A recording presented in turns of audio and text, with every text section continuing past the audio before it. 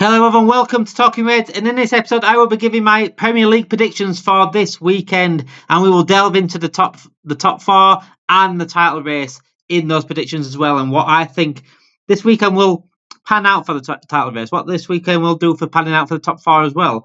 We'll start off with the Saturday kickoffs, and then we'll go into our big game on Sunday against you know who, Manchester United on Sunday, which I look into and think we should win it, but it's Man United. I'll get into that a little bit further on. And these sort of games shouldn't be disrespected and put out onto side. We should be looking into this game and say, yeah, we're definitely winning this. Anyway, we'll start off with the 12:30 kickoff on Saturday, which is Tottenham against Newcastle, both of which are very weird teams at the moment, especially Tottenham. I don't know what to make of Tottenham anymore. We absolutely battered them, but they still score 3 goals past us. Newcastle have been hot and cold, but recently they've been starting to get a bit more form. So this is what I expect in this game is certainly goals. I expect a lot of goals. Isak's in absolute form. Isak is a player that I have said on here I want to bring to Liverpool. He is a complete striker, and he's exactly why someone like Isak would fit Liverpool to an absolute T. The way he can bring wingers in, the way he can score goals himself, and he's so direct and fast and clinical. Perfect striker for me. So, having said that, that's why I think Newcastle may get something on Saturday against Tottenham. The way Tottenham are defending right now, they're playing actually great at centre-back. It's not his fault at all. It's not a centre-back. So I think they're there for the beating Tottenham right now. But they will score because they've got talented players like that Son, Kulusevski, Ben Johnson's been scoring. Solanke still scores goals. Just expect goals on this specific game. So I'm gonna go for a 2-2 in that. I think Newcastle will get something out of it. I don't think it'd be hard to go and win, but they may even get a winner. They've got that good players right now in terms of Isak, Gordon, even Murphy's bagging some goals in as well. So I expect definitely goals galore that game, and definitely expecting Newcastle to get something out of it. I'd say Aston Villa on to Leicester. Leicester seem to be like in free fall. We didn't really play well against them at all. We still come out as 3-1 winners. I saw that more as like Leicester really are bad. That's what I got from the Leicester game the other day, and I think they're just destined to go down for me. It's not looking. I think it's looking better for Southampton than it is Leicester for me in terms of future. In terms of what I've seen, I think Southampton's given a better game than what Leicester did, and they are 6 points behind them in Southampton. But I still think Southampton could finish above Leicester from what I've seen myself. And I just think they're too open at the back. Leicester, they give City a little bit of a good go, but City at the moment won't on confidence at all. I just think it's a standard win for Aston Villa. Aston Villa were up there for the top 4 race. I think a win like this could push them clearly back up into there. The 3 points behind Newcastle were in 5th. So yeah, I think Villa will see this as an opportunity to let's get back into this top 4 race now, and I think they'll take that as well for me. Going into the other 3 cookie costs, there's Bournemouth, Everton. Everton is shit. Bournemouth win that. Crystal Palace, Chelsea. This is another one I'm going to be looking at a little bit further on. I'm going to look at the other ones first because Chelsea obviously in 4th place and can be seen as in the title race. So I look at Man City, West Ham first, mid-table sides. Man City, though, they're not in a title race. I said it countless times on here now. I did an whole episode on it after the loss to Man United. I think they're out of the title race. I think the only way they can get back into this now is just top 4. I think they've got to salvage something from that. I think that they need Liverpool to absolutely capitulate if they want to get back into the title race. West Ham was very, very poor against us. I thought the manager got absolutely just everything wrong. I don't know why he didn't start Folguk up front. I don't know why he put Bowen up front as like a false 9. It made no sense to me. And from then on, we controlled the game from minute 1.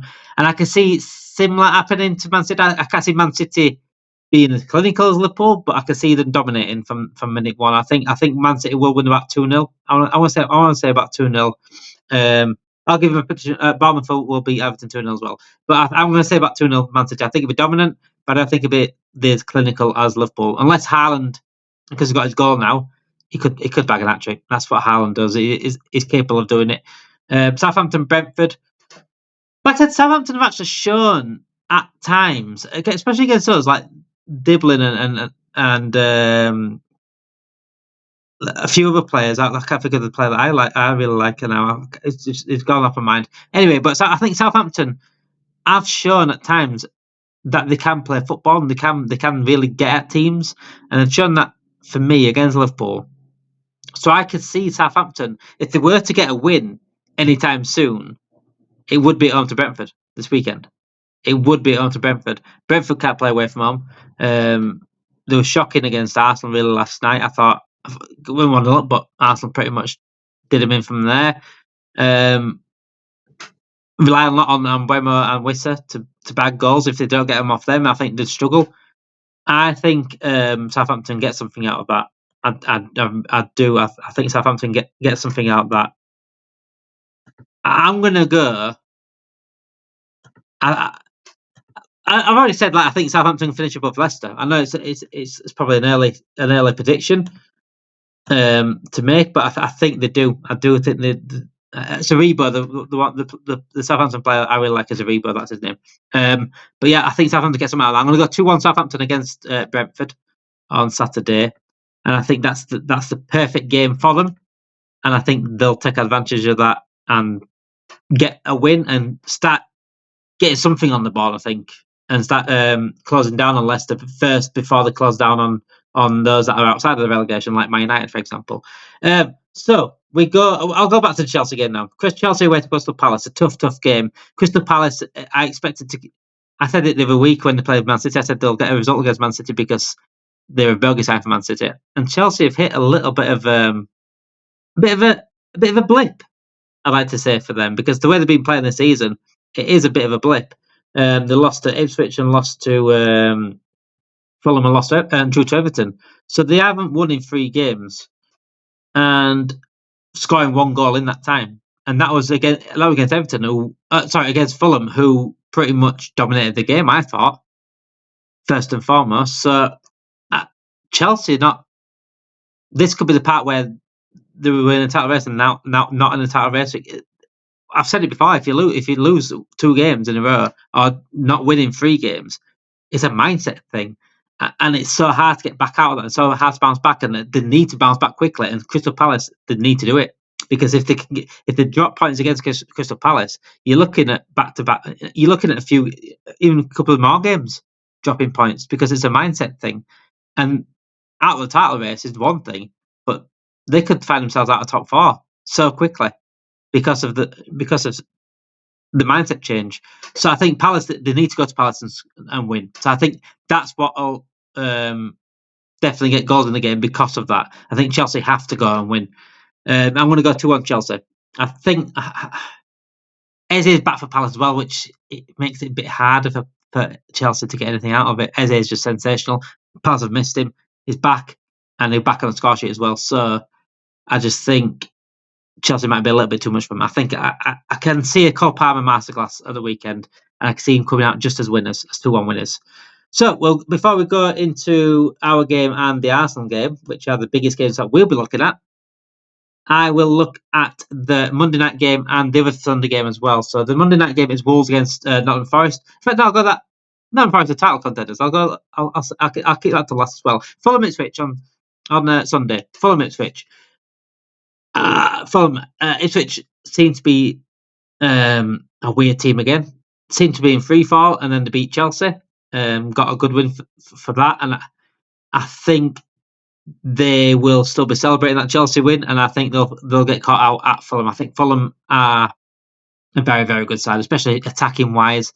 I expect Fulham to come out as all out straight away. I think Fulham will absolutely dominate the match. I expect goals from Fulham. I certainly expected a couple of goals at least from Fulham. Alex Iwobi's been sensational this season. He's always my tip for goals anyway. Alex Iwobi has been sensational. Jimenez has always got goals in him as well. I think Ipswich could score on the counter. Liam Dubat is a very clinical striker, so I can imagine him getting possibly 1, but I think Fulham will score at least 2 or 3. So I'm going to go 3-1 to Fulham in that game. We'll go then on to Wolves, Nottingham Forest on Monday night. So Nottingham Forest is obviously third in the league in the title race right now. ask a Forest fan. I don't think they are, but they're doing incredibly. They're doing absolutely incredibly well. And Wolves have turned a corner as well. Kuna's playing. I don't know, Kuna's banned now, isn't he? But I think Wolves are slightly turning a corner. But I think that corner's come too late in terms of this Forest game. I think Forest beat them. And Forest tails are up. Ilanga's playing sensationally. Hudson-Odoi is playing fantastically. Chris Wood's just scoring for fun. The defence is solid. Aina's playing fantastic at right back. I just think Nottingham Forest are too much for Wolves right now. I think Wolves need a little bit of time for playing someone like that. So in form as Forest, I think they're too confident right now. I think they go there, make a statement, a 2-1 win, and this carry on this incredible dream what they're going on this season, Forest fans. And they are a very, very good team, and we play them in a few week time away, and I'm not looking forward to that game at all. The two big games now, then. The big games from what Liverpool fans will be looking at this weekend, and that is the Brighton Arsenal one, and obviously ours on Sunday. So Brighton Arsenal on Saturday at 5:30. Brighton Arsenal. This could be a potential banana skin for Arsenal. Brighton, they do not like playing. They do not like playing Brighton at all, and as you can remember by viral clips about with Ty, for example, the Neil Morphy incident, all coming back. It all could come back as well for Ty and AFTV because Brighton are that team where they're hard to play against, especially away from home. They did a double of them last season, but this season they've drawn it home to them. Obviously, they went down to 10 men. But it's a tough game.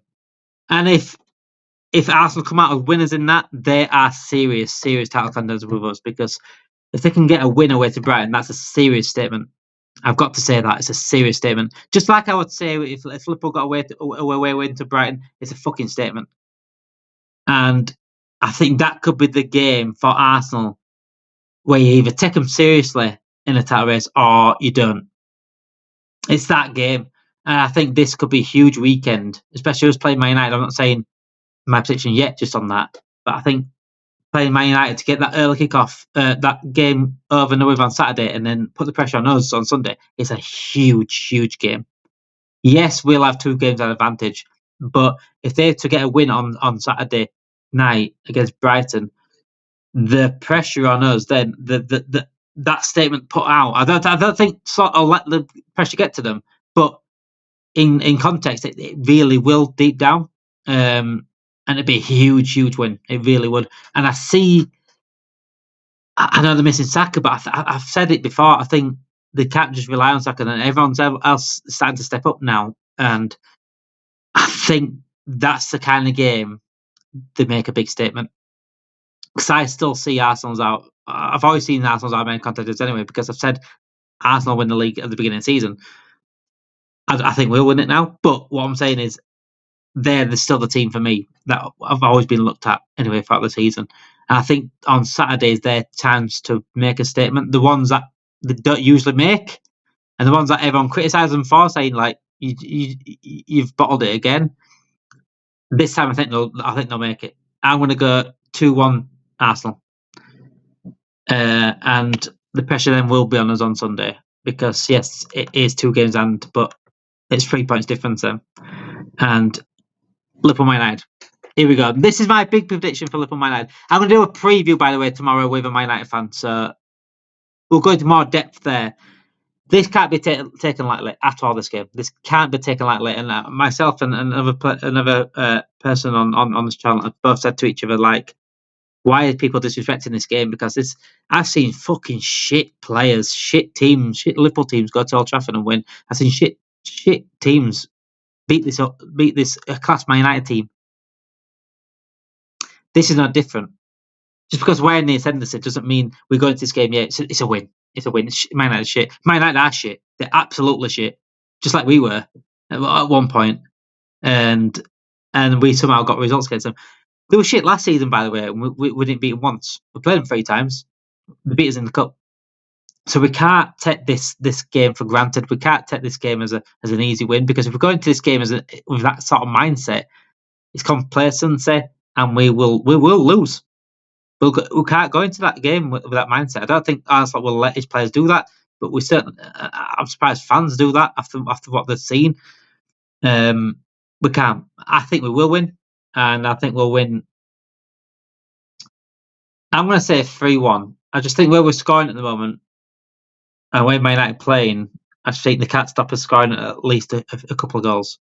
They could even get another one themselves. Could be like 3-2, but I'm going to go 3-1. I just think Anana's there to be beaten easily. I'd be asking Trent to shoot on Sunday. I'd be asking Soberslide to shoot on Sunday. I expect a lot of shots. But look what happened last season. Was it last season? Wasn't it? Where we had like 32 shots against them, and 0-0. So it's all right playing against this shit and having that many shots. You've got to take your chances. So we're beating 3-0 obviously earlier in the season, and we absolutely battered them. But I think the way Amorim might set up might not play into our hands. So if there's 3 centre backs at back, I think he'll go like a back 5. And we know how we attack sometimes against low block teams. I mean, it's going to be hard. If we can get an early goal, I think we'll batter them. But the longer we go on without that first goal, the harder it's going to be in terms of getting the amount of goals to win the game. But I will go through one. I'll give more a better preview tomorrow, obviously with My United fan. So make sure you tune in tomorrow as well, because we've got some exclusive news. Tomorrow. Later on today, because I'm recording it last night. So later on today, we've got some exclusive news. So we'll be doing that with a journalist as well, exclusive news tonight. We've also got the preview with My United fan coming on later on as well. So make sure you tune in into Talking Reds, because we've got every kind of Liverpool content you want, from exclusives to quizzes to everything, to nostalgia, to everything you want as a Liverpool fan. We've got it on this channel. Daily content out every single day as well. So please make sure you like this video. It'd help us massively if you could like this video. I love everyone getting in the comments. It's been amazing. Please like the video, subscribe to the channel, and get your notification bells on. Thank you for watching. Have a great day, guys.